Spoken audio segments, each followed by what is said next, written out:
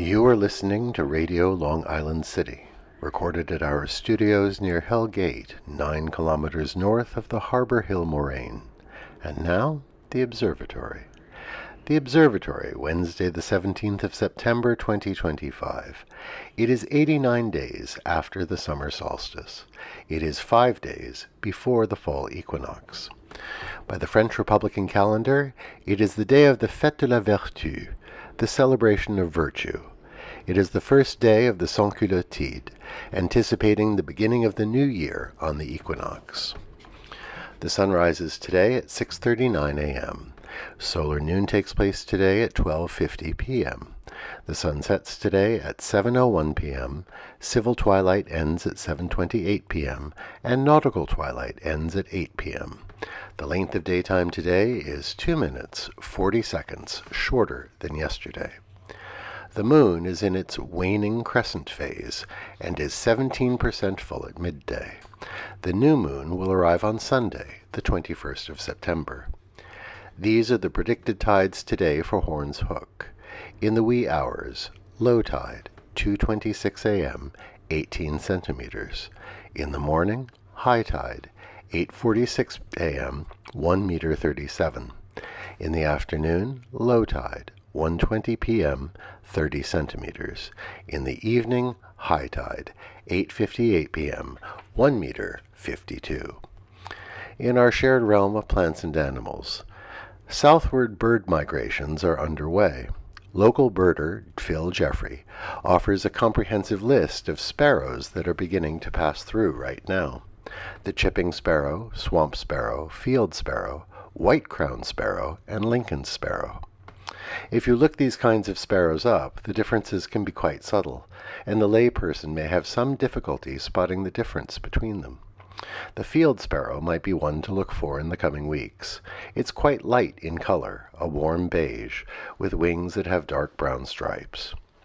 White-throated sparrows that overwinter in Central Park are also good to spot. Their crown is marked with striking black and white stripes, and they have little yellow spots between their beak and their eye. Commemorations.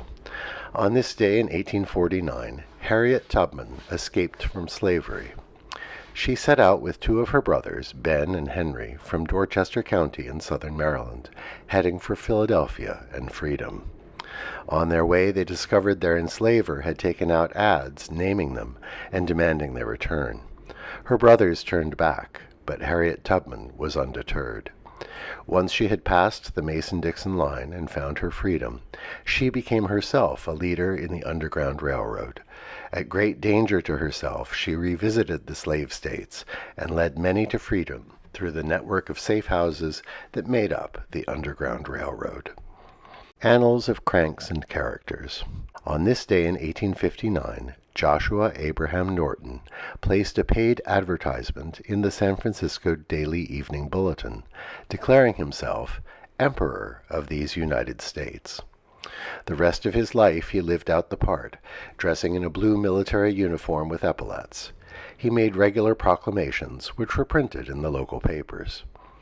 The people of San Francisco treated him with amused respect. Norton was given free ferry and train passage, and well-placed friends helped with his rent and gave him free meals. Paper currency printed in his name was even accepted in some local establishments. In the evenings, he often attended political gatherings or theatrical and musical performances. At his death in 1880, it became clear Norton had lived in poverty in a small room at the Eureka Lodgings, a 3-story rooming house.